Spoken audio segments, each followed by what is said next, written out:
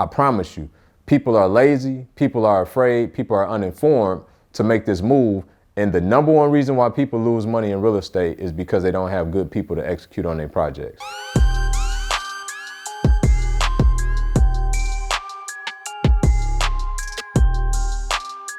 What's up, everybody? In this video today, I'm gonna be telling you, how do you safeguard yourself against hiring and vetting contractors? This question was posed to me today by one of my students who's in the Orlando area, and he's looking to start investing remotely, as many of you are if you follow this channel. And his question was, if he's hiring a contractor in his local market, he felt like he was operating more from a position of strength because he feels like he has a good grasp and a good network in that particular market. Well, there's some truth to that, but at the same time, I believe that the vetting process should be the same whether you're doing that from afar or remotely. There's a subtle difference. You keep watching this video, I'm explaining to you, okay? So the things that are very similar about what you would do, whether you're vetting a contractor remotely or from afar, is that number one, you want to check out references, okay? So, depending on whether you find this person through a referral, whether you find this person through a Facebook group even, whether you find this person through a networking event, you want to check those references.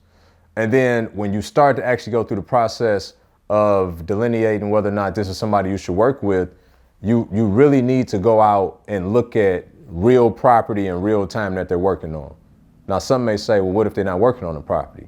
Let me ask you another question. If they're a good contractor, why they don't have any property to work on, right? So in today's world, good contractors are always busy, and they're probably more busy than they are not busy, right? So if you're doing this from afar, then one would ask the question of, well, how do I do that if I'm not there? That's a great question. So we have what's called boots on the ground in our program. Well, not necessarily just in our program, but in our framework for our program, which is how we teach people how to invest remotely. Okay, so you will go out and you will have a project manager. Now, in most cases, for many of you, when you first pivot and go into a new market, your first project manager is probably going to be a realtor. And here's why.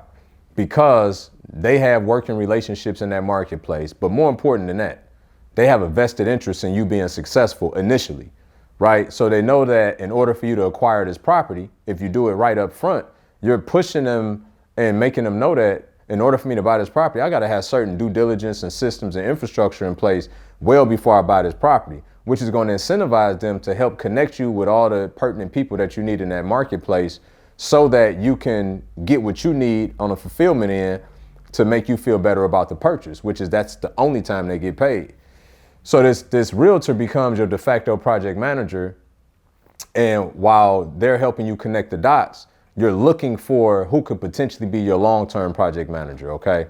This is somebody that you can like, know, and trust, and they be essentially your eyes and ears on the ground in your absence, okay? This is how you set up your business remotely. Now, you can also do this in your backyard and have these same pieces in place so that whatever your normal walk of life is, you don't have to interrupt that with being bogged down with the day-to-day. You can have people out doing your bidding on your behalf where you're running your real estate business separate from what you do on a normal basis. Okay, so this framework works in either case. When you get a contractor, most of them want to send you pictures, they want to send you videos, but guess what? There's never a bad picture, there's never a bad video, and more importantly, you really don't know the origin of those pictures and videos. I had a licensed contractor one time, 7-8 years ago, who was actually sending me pictures from one of his subs. I didn't find that out until I fired the general contractor, and I happened to meet his sub through another mutual friend, and the sub told me because he knew that the guy was posing and posturing with his pictures. So he told me after the fact, he's like, yeah, you remember those pictures you saw? Yeah, those are mine. So, and his work reflected that they were his, whereas the other guy's work did not reflect that they were his, which is why I fired him. So it's so important to get real-time physical addresses and properties that they're working on so that you can send your boots on the ground out, whether it be your realtor initially or your hired project manager, and have them go look at properties, have them pop up on those properties and see how many people are working there. What's the cleanliness of the site? What's the quality of the work? Because there's no better business card or reference point for vetting a contractor than seeing their work in real time. I promise you, People are lazy, people are afraid, people are uninformed to make this move. And the number one reason why people lose money in real estate is because they don't have good people to execute on their projects. And you're never going to find that out through coffee with a contractor. You're never going to find that out through conversation. You're only going to find that out through seeing them in action.